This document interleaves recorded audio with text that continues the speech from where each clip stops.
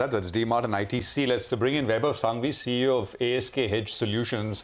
Vaibhav, good to have you with us here. Before we get down to some sectors, etc., I was just thinking, last 2 months, if you think about it, the consensus was that large caps will do better and the time for the best for the mid and small cap part of the market is over. But actually, almost exactly the opposite has happened. You can take individual stocks and you may be able to support that thesis that indeed large caps have done better, mid caps and small caps have lost value. But at an index level, you look at small cap index or the mid cap index, they've hardly lost any value from the highs. They're off the highs, but nothing like what large cap stocks have done or the indices have done. Just your thoughts on that, and whether there are still people who believe maybe 25 is the year for large caps. Will that be so? Your thoughts? To be very honest, Prashant, I think that's a story for the whole year, last year actually. I mean, when we came into 2024, the overwhelming consensus expectation was that, it is going to be a year for large caps, versus the mid cap. And at the end of it, it turned out to be that Nifty did close to about 8.8%, whereas mid and small cap were about 24-25%. So while it kind of keeps on, surprising all the analysts or all the kind of the whole community, investor community as such. But one important thing which I'll take from that is that, large cap performance is also largely due to the intermediate FPI flows, from an investment perspective. So whenever you see, and it's a trend, generally a trend or a pattern, that whenever you see steady inflows coming from foreign investors, is when you tend to, work around the large cap kind of basket.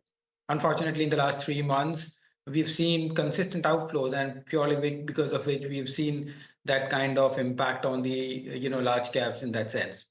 Going forward in 2025, I'll continue to maintain that till the time we see steady FPI inflow coming back, large cap will keep on oscillating within those kind of ranges. Hi Vaibhav, good afternoon and good to see you in. Vaibhav, what are you making of the trends that are emerging on the economy? The GST collections were a little bit subdued, softer than expected.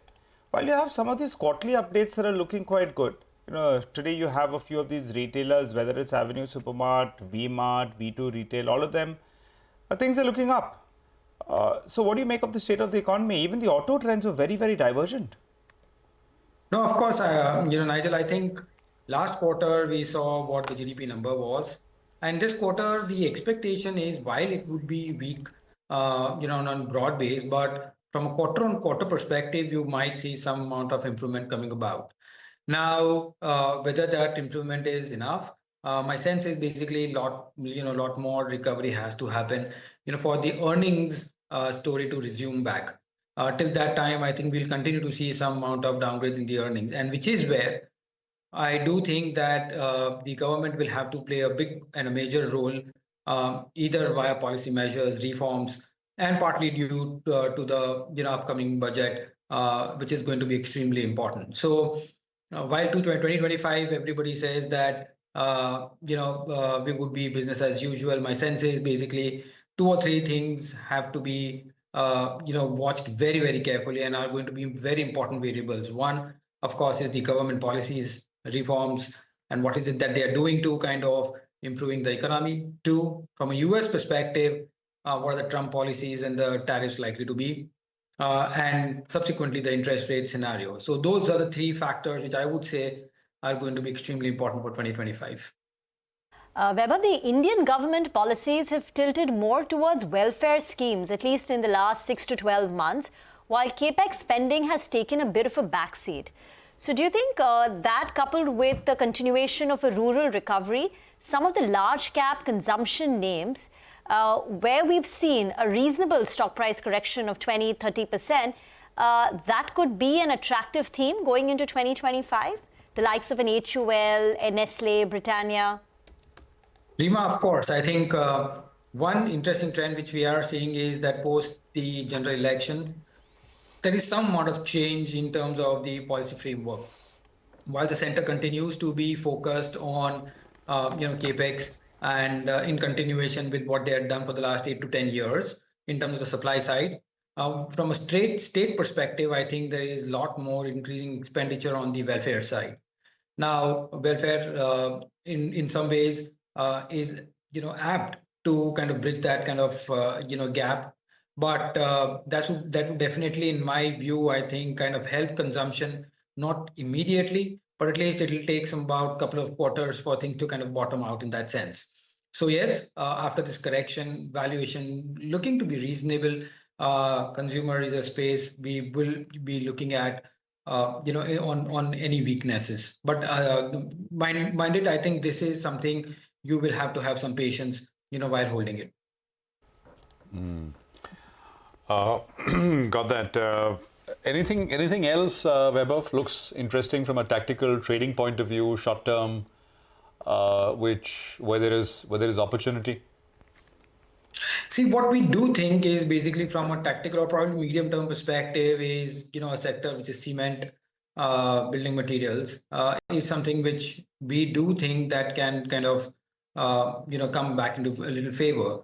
The reason why we were subdued in the first half is purely because, of course, capex was a little low. But what we are seeing from a channel check perspective or on ground perspective is that there is some amount of buoyancy coming back in terms of the volumes.